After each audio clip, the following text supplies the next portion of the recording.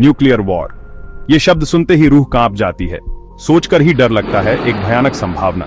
हम एक ऐसी दुनिया में रहते हैं जहां टेक्नोलॉजी तो कमाल की है, लेकिन खतरनाक हथियार भी हैं। ऐसे हथियार जो हमारी धरती को कई बार तबाह कर सकते हैं। न्यूक्लियर वॉर का खतरा असली है। दुनिया भर के देशों के पास ये विनाशकारी हथियार हैं। हमने देखा है कि ये कितना कहर बरपा सकते हैं। 1945 में दुनिया ने हिरोशिमा और नागासाकी में न्यूक्लियर हथियारों की विनाशकारी शक्ति देखी। वो घटनाएं मानवता के लिए एक चेतावनी थी। लेकिन क्या हम सुन रहे हैं? खतरा अभी भी है। न्यूक्लियर वॉर की संभावना अभी भी हमारे ऊपर मंडरा रही है।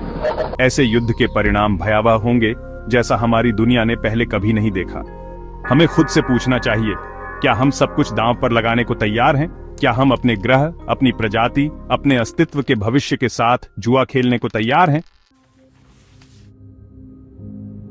हिरोशिमा, नागासाकी, दो शहर जो न्यूक्लियर वॉर की भयावहता से हमेशा के लिए जख्मी हो गए। अगस्त 1945 में ये जापानी शहर अब तक बनाए गए सबसे विनाशकारी हथियारों के परीक्षण स्थल बन गए।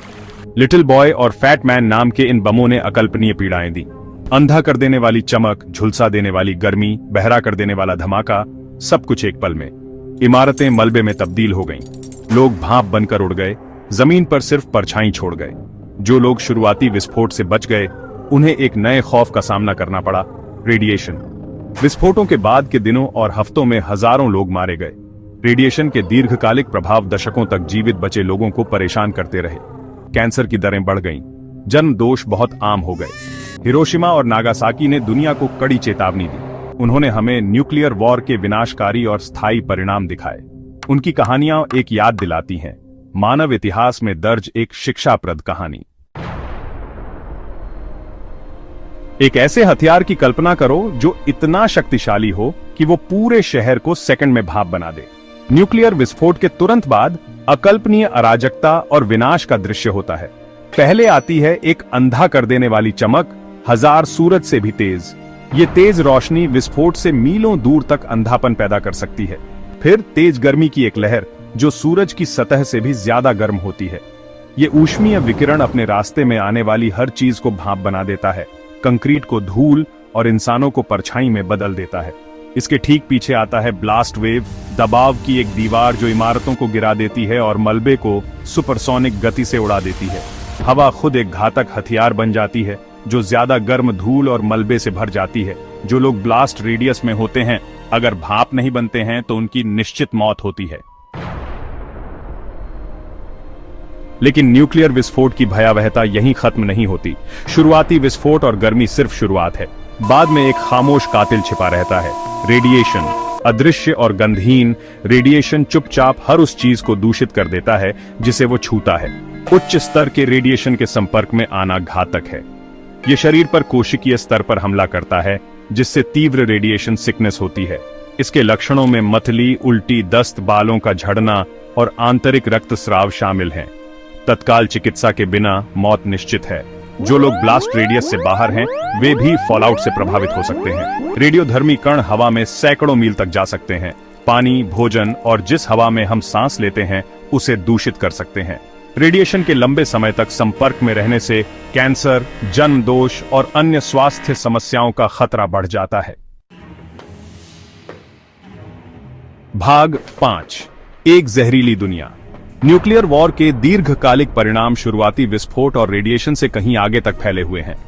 पर्यावरणीय प्रभाव विनाशकारी और लंबे समय तक चलने वाला होगा। विशाल जंगल जलकर राख हो जाएंगे, जिससे भारी मात्रा में कार्बन डाइऑक्साइड वातावरण में निकलेगा। कभी जिंदगी से भरपूर शहर रेडियोधर्मी मलबे में तब्दील हो जाएंगे, कई पीढ़ियों तक रहने लायक नहीं रहेंगे। वातावरण में उछाली गई धूल और मलबा सूरज को ढंक देगा, जिससे धरती न्यूक्लियर विंटर में डूब जाएगी। वैश्विक तापमान गिर जाएगा, जिससे व्यापक रूप से फसलें बर्बाद होंगी और बड़े पैमाने पर भूखमरी होगी। हमारे ग्रह के पारिस्थितिकी तंत्र का नाजुक संतुलन बिगड़ जाएगा, जिससे संभावित रूप से पूरी प्रजातियों का विनाश हो सकता है। भाग 6, न्यूक्लियर विंटर का लंबा साया। एक ऐसी दुनिया की कल्पना करो जो अंधेरे में डूबी हो, सूरज एक दूर की याद हो। यह न्यूक्लियर विंटर की भयानक सच्चाई है। न्यूक्लियर वॉर से लगी भीषण आग और विस्फोटों से लाखों टन कालिख और धुआं वातावरण में निकलेगा। कणों का यह घना बादल सूरज की रोशनी और गर्मी को रोक देगा, जिससे वैश्विक तापमान गिर जाएगा। दिन में भी आसमान काला हो जाएगा। कभी परिचित मौसम खत्म हो जाएंगे, उनकी जगह एक स्थायी गोदूली आ जाएगी। न्यूक्लियर विंटर के प्रभाव विनाशकारी होंगे। फसलें बर्बाद हो जाएंगी, जिससे व्यापक अकाल पड़ेगा। पानी के स्रोत जम जाएंगे, जिससे अरबों लोगों को पीने के साफ पानी की सुविधा नहीं मिलेगी। पृथ्वी पर जीवन का नाजुक जाल टूट जाएगा, जिससे एक उजाड़ और बेरहम ग्रह पीछे रह जाएगा।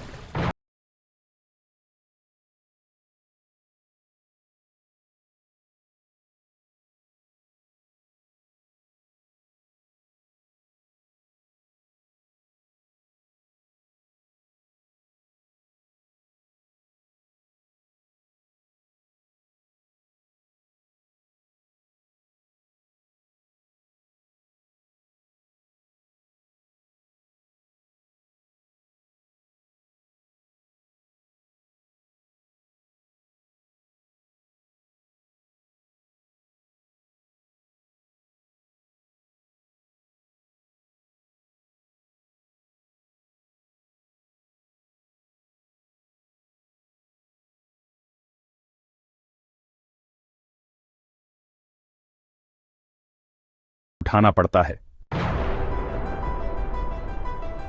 भाग 8। एक विकल्प, कोई भविष्यवाणी नहीं। भविष्य पत्थर पर नहीं लिखा है। न्यूक्लियर वॉर एक विकल्प है, कोई भविष्यवाणी नहीं। हमारे पास इस तबाही को रोकने की शक्ति है। हमें विनाश के बजाय कूटनीति, संघर्ष के बजाय सहयोग चुनना होगा। वैश्विक शांति का रास्ता आसान नहीं है। इसके लिए बातचीत, समझ और न्यूक्लियर विनाश के खतरे से मुक्त भविष्य के लिए एक साझा प्रतिबद्धता की आवश्यकता है। हमें न्यूक्लियर हथियारों को कम करने, अंतरराष्ट्रीय संधियों को मजबूत करने और एक ऐसी दुनिया बनाने के लिए मिलकर काम करना चाहिए जहां युद्ध अब कोई विकल्प ना हो। दांव कभी ज्यादा ऊंचे नहीं रहे। हमारे ग्रह, हमारी प्रजाति और उन सभी चीजों का भविष्य जिनकी हम परवाह करते हैं, अधर में लटका हुआ है। हमें समझदारी से चुनना होगा। हमें शांति चुननी होगी। भाग 9। बिना डर के एक सुबह की ओर। एक ऐसी दुनिया की कल्पना करो जहां न्यूक्लियर वॉर का खतरा एक दूर की याद से ज्यादा कुछ न हो। एक ऐसी दुनिया जहां बच्चे विनाश के डर के बिना बड़े हो सकें।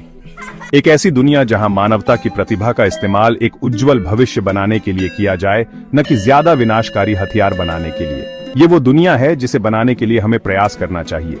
ये हमारे पहुंच के अंदर की दुनिया है, लेकिन तभी जब हम इसे एक साथ बनाने का फैसला करें। आइए हम